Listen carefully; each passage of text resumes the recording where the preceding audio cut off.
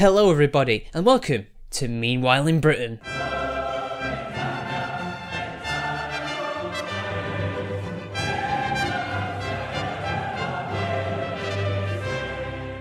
Hey everybody, how's it going? It's your boy. This is my new series where, for as long as it's still legal, I will scour the internet looking for the best of British news. Expect the usual, the cringe, the social issues that drive everybody bonkers, the SJWs, the alt-righters, just everything.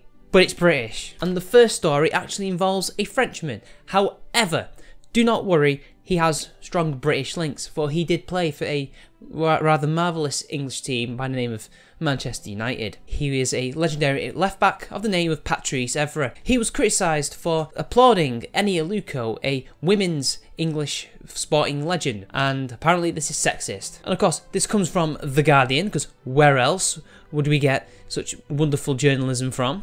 Of course, The Guardian. Now let me just show you the actual footage of this heinous event. Nobody expected them to get out the group, finish top of England's group, but I think we can't really write them off. I'm sure no one expected them to top the group in 2014 and do so well.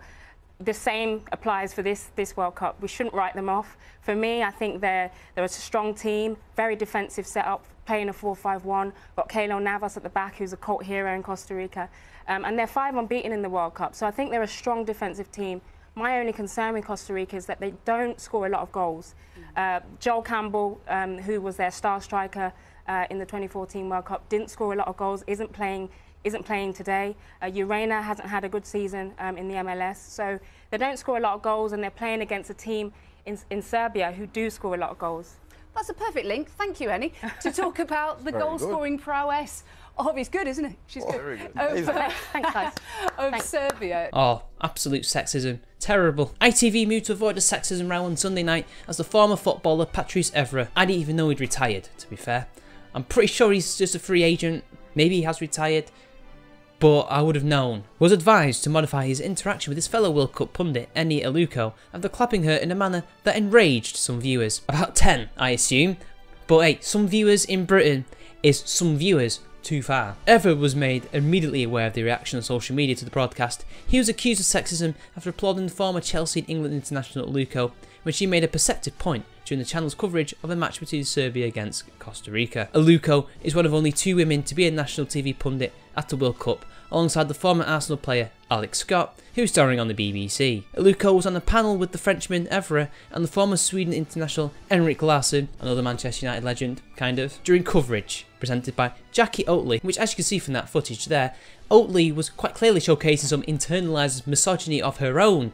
Clearly, she has a lot of work to do before she can become an amazing woman, like Eni Aluko apparently. Aluko, who has been capped 102 times by England, delivered a detailed analysis of Costa Rica's playing style. And after she'd finished speaking, her co-pundit Larson said, "That's very good," before Evra started applauding. Never found the fact that the women also next to her joined in, but you know what? Let's just ignore all this bullshit. The left back repeated it moments later after Aluko complimented the Serbia player Sergej Milinkovic-Savic. Oatley then asked Evra, "Are you going to sit here applauding Eni's punditry all day?" To which Evra replied, "This is just amazing. I think we should leave Henrik because she knows about more football than us. I'm really impressed, you know." The Guardian understands that the panel were all aware of the Twitter reaction and that Evra is highly unlikely to react the same way again. And just so you know, guys, they seem to get along very well. And apparently she's a trailblazer for women going into broadcasting, because we've never had female sports pundits before. Ever, ever, ever. She is a trailblazer. It's not like we've seen them for the past 20 odd years, perhaps. But you know what? You know what? Never mind. Absolute sexism, guys. Absolute sexism. Evra should be ashamed. He should hand me all his medals so I can just melt them down and show him this is what happens to misogynists. But the debate is, would he have done it if it was a man? Well, considering I know a little bit about Patrice Evra, I do not know him personally, but I know about him from his off-pitch mannerisms. He is a bit of an eccentric. I love this game! And this is the type of thing he would do. A very eccentric, over-the-top reaction to things. That is him. That is Patrice Evra. And I have reason to believe that he would do that to a man. I mean, just look at Eamon Dunphy here with Damien Duff. And then go, second to me played every minute of qualifying campaign. Arneson beside him is the captain of Malmo. Scullis in the left back, he actually goes to anger management classes. He has a bad temper, so it'll be interesting to see how he goes on. Sigurdsson and Gunnarsson. Gunnarsson's captain. He's got a long throw and he plays at Cardiff. Sigurdsson's the heartbeat of the team, top player. Everyone knows him from the Premier League. And up front we have Sigurdsson and Bod Bartson. Sigurdsson has 20 goals in 42 games for Ajax, so he knows where the goal is. The interesting one for me is Halverson, the goalkeeper. He only turned pro in 2014, and in 2012 when this England team were over in Ukraine getting ready for the Euros, and after having a season in the Premier League, he was directing the Iceland music video for the Eurovision Song Contest. So to me, that speaks volumes about this contest. Tell you what, the standard of the panel is going up. But hey, you know what? It's a man, so it's ignored. Even though Eamon Dunphy himself is, well, a bit of a dunce, and that's why he was applauding, or rather acknowledging, I don't know, it's the same thing in this case, Duff, for his knowledge of the Iceland team. You know, something that pundits should really have a basic knowledge of, you know, football and football teams, to inform the viewer. That's their job. We don't really get that over here in the UK, really.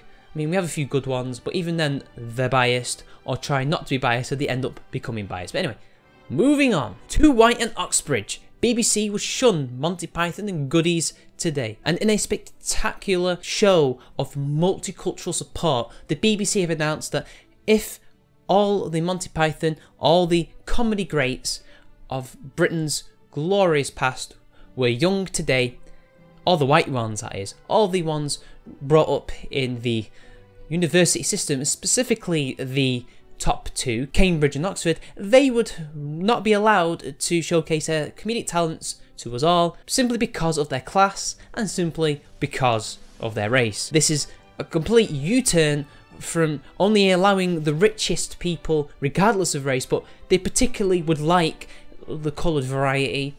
And I, for one, I'm glad that the BBC are actually finally moving along with the times. Speaking of the times, it reports shows like Monty Python that feature 6 Oxbridge white blokes would not be commissioned by the BBC today, the corporation's head of comedy has admitted. Comedy stars from Johnny Cleese and Eric Idle to Stephen Fry and Hugh Laurie built successful television careers after honing their craft at Cambridge Footlights, but the national broadcaster is now looking for more diversity. It's not like they didn't have diversity before. I'm pretty sure we had our own In Living Colour type show, and we had Lenny Henry, we've had Stephen K. Amos, who's a bit more modern. We have a hell of a lot of black, Asian, non-white comedians who have been on TV, who have also managed to star in their own shows. Citizen Khan was quite a popular show which starred a Asian comedian playing a Pakistani businessman. Stereotypical, quite 70s. You can't say that there is a lack of diversity in BBC comedy, right?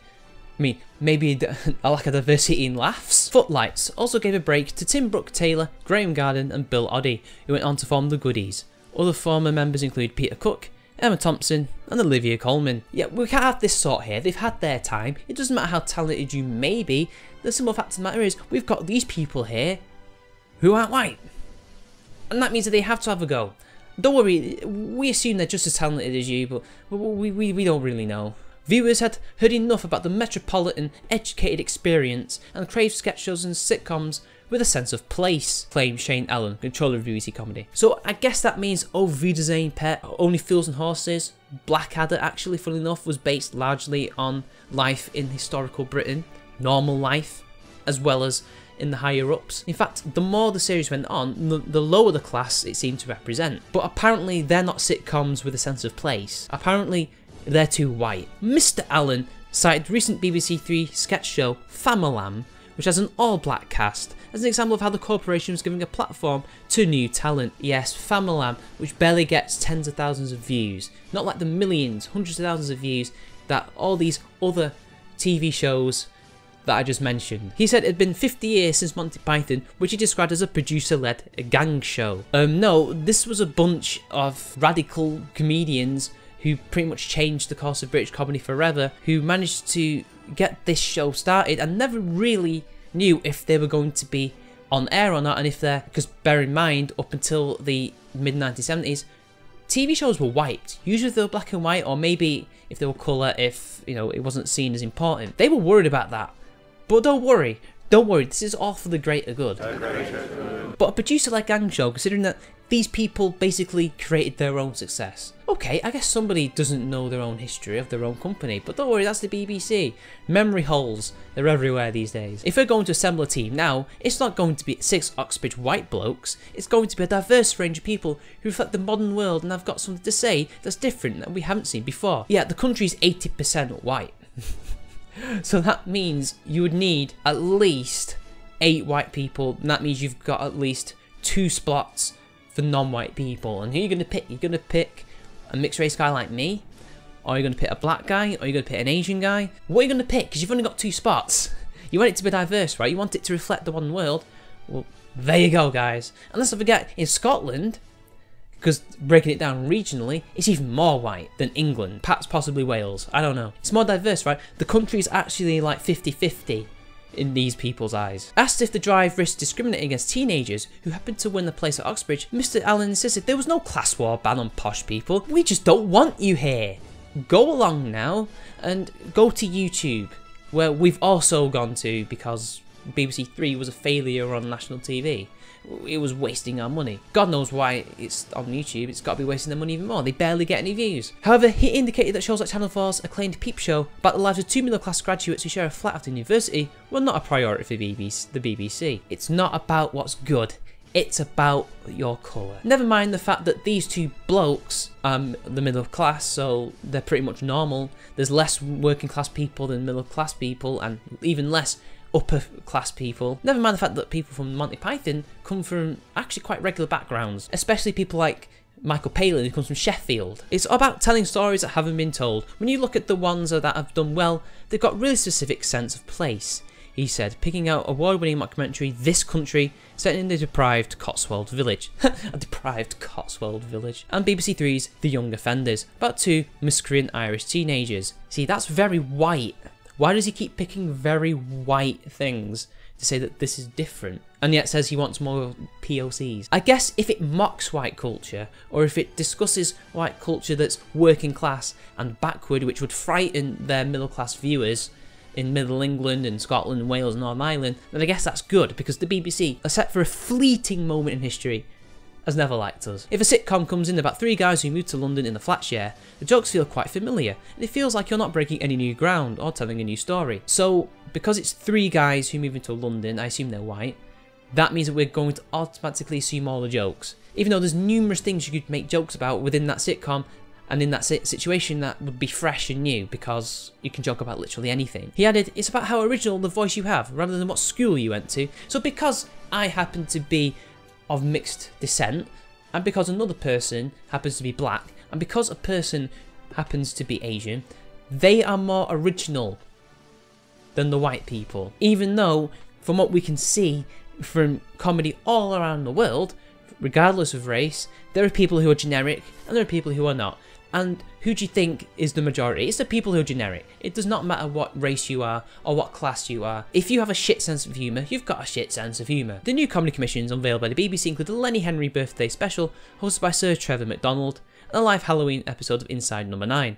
The anthology series created by Steve Pemberton and Rhys J. Smith of the League of Gentlemen. So, a black comedian who's already well established within the BBC and British culture at large, Lenny Henry, and Sir Trevor McDonald, who isn't a comedian, he's a news presenter, but he's well known once again, and then 2 other guys who are white, the League of Gentlemen, creating their own anthology series. Not very diverse so far, is it? BBC 3 has also handed 3 pilots to rising female stars, so it's not just race that we're trying to improve, but also gender, even though there's been, again, loads of female comedians at the BBC since its inception. The Diary of a Hounslow Girl by Ambreen Razia, the Welsh coming-of-age story in My Skin, or more, In My Wool, am I right, by Kaylee Llewellyn, and the sketch show Tash and Ellie by Natasha Demetriou and Ellie White. Basically, they're trying to form a new French and Saunders, it seems. Last year, media regulator Ofcom told the BBC to improve its television comedy because viewers regarded the national broadcaster shows as too traditional and risk-averse. So apparently that means because it's too white to the BBC, even though maybe what the viewers were actually trying to say is the comedy is just too milquetoast, for lack of a better term. It's too traditional, it's not breaking boundaries. They don't literally mean that they need more coloured people, because that's not going to make it any better. They could still be in traditional formats and traditional styles of humour and comedy. That's still not going to change it. No, what people want is fresh new ideas, not fresh new looks. So basically what the BBC have decided is, well, we could come up with new ideas and find new talent in the universities and in the amateur dramatics and wherever it is you would find good comedians as well. Oh, well, you could see them in clubs as well. No, instead we're going to get a more diverse cast, put them in the same sitcom, and basically be the same gal but in different clothes. And apparently in April, a row over lack of diversity as well as arguments over the management of society had led the president of Footlights to resign. There we go people, multiculturalism. And sadly that's all we have time for today. I did not have enough time to record even more stories that I have found online, but rest assured, more will be arriving as I speak. I have a great crack team just searching the web for the greatest British stories. So once again, thank you all, it's been your boy, and Rule Britannia.